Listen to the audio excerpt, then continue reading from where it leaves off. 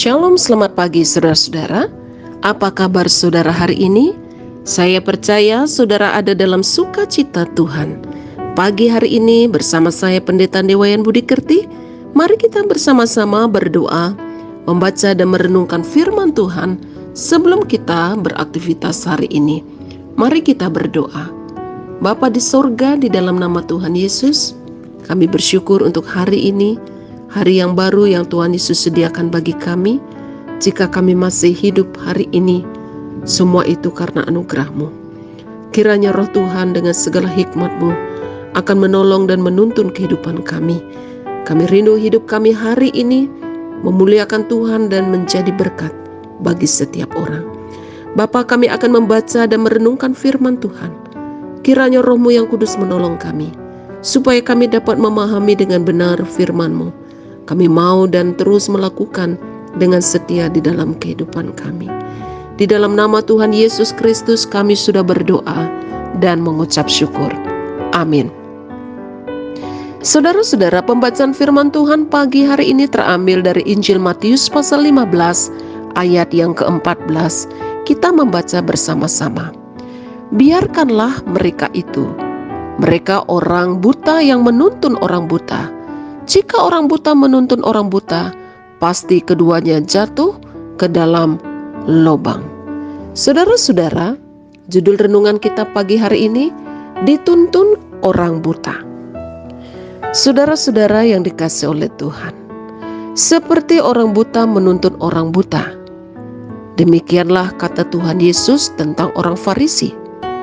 Saudaraku, pernyataan ini Tuhan Yesus ungkapkan saat Tuhan menghadapi tuduhan dan guncingan para orang Farisi yang mengkritiknya, karena Tuhan Yesus membiarkan para murid tidak membasuh tangan sebelum makan.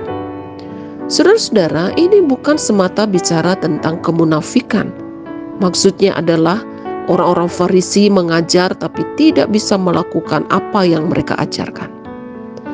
Tetapi ini juga berbicara tentang bagaimana orang Farisi itu telah kehilangan pegangan yang benar di dalam pengajaran mereka. Mereka menjadikan budaya, adat istiadat, dan kebiasaan hukum Taurat sebagai pegangan mereka. Sementara dasar utama dari setiap pengajaran adalah firman Tuhan.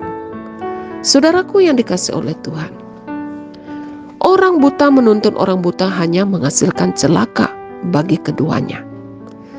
Orang buta yang dimaksud di sini adalah orang yang tidak dapat melihat kebenaran Tuhan dan tidak dapat mengikuti jalan Tuhan. Orang buta digambarkan adalah orang yang hidupnya tidak tunduk kepada kebenaran Tuhan, yang tidak mengajarkan kebenaran Tuhan, karena mereka tidak dapat melihat kebenaran Tuhan yang sesungguhnya dan tidak menjadikan kebenaran Tuhan itu sebagai pegangan hidup setiap hari. Nah, saudara-saudaraku yang dikasihi oleh Tuhan, hati-hatilah kita. Jangan sampai kita ini sedang dituntun oleh orang yang buta. Jika demikian, maka kita akan jatuh dalam lubang, yaitu dosa dan kebinasaannya. Oleh sebab itu, sebagai hamba-hamba Tuhan, jadikanlah firman Tuhan sebagai dasar utama dalam pengajaran kita. Dan sebagai jemaat Tuhan, tunduklah kepada setiap pengajaran kebenaran firman Tuhan. Bukan adat istiadat yang utama, tetapi kebenaran firman Tuhan itu yang paling utama. Kita dapat melakukan adat istiadat dan kebiasaan, tetapi itu tidak menjadi dasar yang akan membawa kita kepada keselamatan dan yang membenarkan kita. Hanya firman Tuhanlah yang akan menuntun kita kepada kebenaran Tuhan, dan keselamatan itu hanya ada di dalam Tuhan. Jangan kita lebih mengutamakan aturan-aturan dan kebiasaan adat istiadat kita, tetapi tetaplah utamakan Tuhan dan kebenarannya. Kiranya firman Tuhan hari ini akan menolong kita, menuntun dan membimbing kita menjadi orang-orang yang berpegang kepada ajaran yang benar, yaitu firman Tuhan. Tuhan Yesus memberkati kita. Amin. Mari kita berdoa. Bapa di surga, terima kasih untuk firman-Mu pagi hari ini. Kiranya Tuhan akan menolong kami supaya kami menjadi anak-anak Tuhan yang taat dan berpegang kepada kebenaran firman-Mu.